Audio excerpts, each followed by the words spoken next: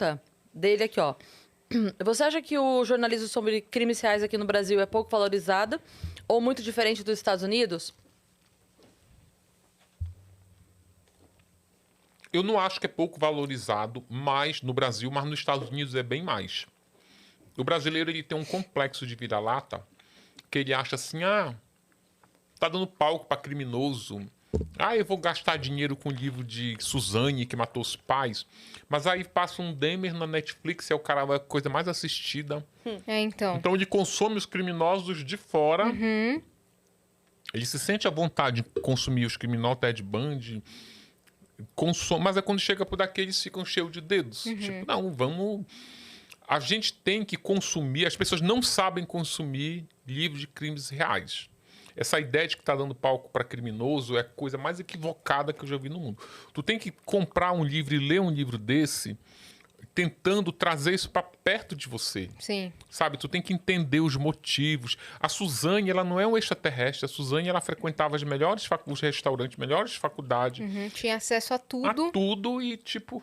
Sabe aquela coisa assim? Nossa, tu fica... o fulano matou Beltrano. Ai, jura? Tu leva um susto? Mas a pessoa vive na mesma bolha que você. Sim, só uma análise social. Sim. Né? A Flor de Lis era uma ex-deputada, uma deputada federal. Tem noção do que é isso? Você podia ter votado nela. Mas vou te falar, Né? é nesse ponto que eu concordo com o fato, por exemplo, do Guilherme não ter podido fazer um livro.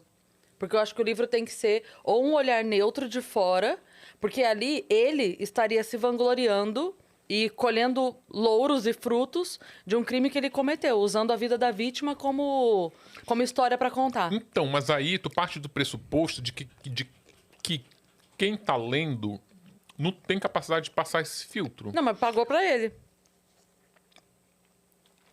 Deu dinheiro para ele da história que ele mesmo causou. Olha, é polêmico, é bem polêmico. Porque tem uma coisa assim, o criminoso, ele sai da cadeia com uma mão na frente e outra atrás. E ele é vítima de preconceito, ninguém dá emprego, ele tem dificuldade de se reinserir à sociedade. Ponto. Eu não estou defendendo nada, eu estou dando fatos. Ponto. Os criminosos, eles geram lucros para alguém. Eles geram. As pessoas trabalham em cima da história deles. É um seriado, é um livro, é um documentário, enfim. É um canal que ele abre no YouTube lá, enfim. Ele tem... As pessoas estão ganhando em cima dele. A pergunta polêmica é que eu não vou responder. E ele não merece ganhar em cima da história se os outros estão ganhando, da história dele? Mas aí eu vou responder a sua pergunta polêmica com o comentário que estava rolando aqui agora há pouco. Você falou assim, que se tivessem lido o que de fato aconteceu, não teriam 2 filmes. Então, pelo que de fato aconteceu, ele não tem que publicar nada, porque não existe a versão dele, existe o fato. Não existe a versão dele sobre o que aconteceu. Não, é assim. É diferente. O que é versão pra mim? No caso da Suzane. Mataram os pais da Suzane. Se eles não fossem réus confessos e a Suzane dissesse quem matou foi ele e ele dissesse quem matou foi ela, nós temos 2 versões. Aí vale 2 filmes. Porque eles estão se culpando ali. Mas isso não existe, porque eles são réus confessos. O que tem de versão ali, o que eu acho muito pequeno é ele me convenceu a matar. Não, ela que me convenceu a matar. Desculpa. Vocês são 3 assassinos e cada um tem uma participação muito clara no crime. Tu é executora e tu é mandante. Ponto. Não tem, é muito fraco essa coisa. Porque não é o convencimento que faz alguém matar alguém. Então, eu sustento isso. Essa tese de quem convenceu quem é muito pequeno.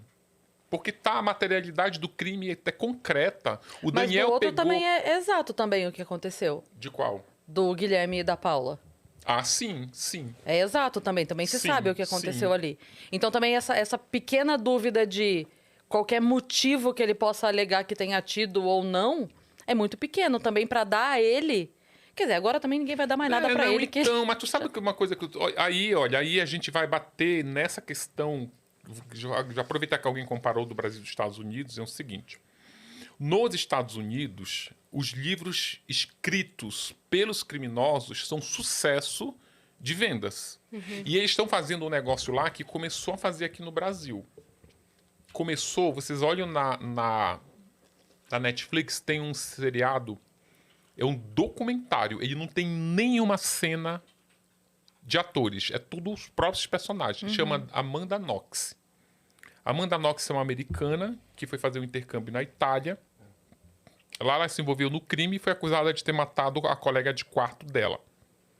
O seriado, quando abre, já é ela... Eu achava até que era uma atriz, porque, sabe, era uma mulher bonita, toda maquiada, toda produzida, num fundo, assim, num cenário. Ela diz assim, olha, eu fui... Não com essas palavras, que eu não lembro agora como ela diz, mas ela fala assim, olha, eu sou Amanda Knox, não sei o quê, ela resume um pouquinho da história dela. Eu fui julgada e condenada pelo que eu sou e não pelo que eu fiz. Porque o que acontece com aqueles crimes que viram novela, que aí tu investiga a vida dela e descobre que ela fazia trisal, descobre que ela gostava de transar com homem negro porque o negro tem um pênis grande. Aí eles começam a criminalizar ela com essas características como se isso fosse crime. Só que só tem a versão dela. Não tem ali, sabe? E mostra, inclusive, quando vem gente de fora falando, parece um jornalista que cobriu o caso... Que aí fala, você descobriu isso dela, mas isso é verdade? Ela fala, olha, eu não sei se é verdade. Como é que você publicou isso? É porque era isso que os leitores queriam ler. Ou seja, coisas que inclusive favorecem ela, quando demonizaram ela para essas questões sexuais.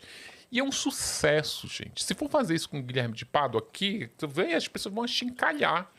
Mas aí isso lá eles assistem. A Elise Matsunaga, o documentário dela na Netflix, também é ela. Você vai dar a sua versão pro caso e... Tá claro que é a sua versão? Tá claro. Pensa o seguinte, olha, num tribunal de júri, tu tem a defesa e a acusação. Inclusive, ali é tudo paritário. O tempo que um tem, o outro tem. Tu consome os dois. Só que, por que tu vai, mesmo que ele seja um réu confesso, por que tu vai tirar... o tempo de um... Porque poderia ser, se tu já confessou, não precisa nem tu vir aqui te defender, mas por que tu tem? Porque tu tem que manter a paridade. Tu precisa saber o que o criminoso fez. Se tu precisa saber o que o criminoso fez num tribunal, se tu vê um seriado na Netflix lá, americana, fazendo sucesso, que é um criminoso falando, tu vê um Dahmer da vida, em que o cara cometia uns crimes horrendos, mas tu olha o seriado, tu fica morrendo de pena dele, porque tu vê todo o passado dele, que a mãe nunca pegou no colo, que o pai que ensinou ele a dissecar os animais, tu te comove. E por que quando vem um Guilherme de Pádua, esse direito dele é negado? Talvez... Eu vou te falar, eu acho, inclusive, que quer lançar... Eu acho que tem muito a ver, inclusive, com essa liberdade de expressão. O que é a liberdade de expressão? Liberdade de expressão é que eu tenho um microfone para falar, que ao vivo eu falo o que eu quiser. Não tá aqui esse microfone ligado ao vivo, eu falo o que eu quiser. Mas eu sou responsável pelo que eu tô falando. Se eu cometer um crime aqui, eu sou punido por esse crime. Isso, para mim, é liberdade de expressão. Sim. Agora... O Guilherme de Pádua, quer dizer que as pessoas têm direito a fazer um documentário sobre ele, negando o direito dele de se manifestar? Tem. É porque aquilo ali é privado. No meu seriado eu boto o que eu quiser, se eu não quiser eu não ponho, beleza. Mas tu não pode impedir ele que tenha o dele, que ele vá lá, abra um canal no YouTube e conte que ele fez, que ele publique um livro. O que tu pode fazer é, tá esse livro lá e diz assim, olha, esse livro é uma versão dele, tu lê se quiser. Do jeito que eles proíbem, fica parecendo que as pessoas estão obrigando as outras pessoas a lerem. Não, lê se quiser.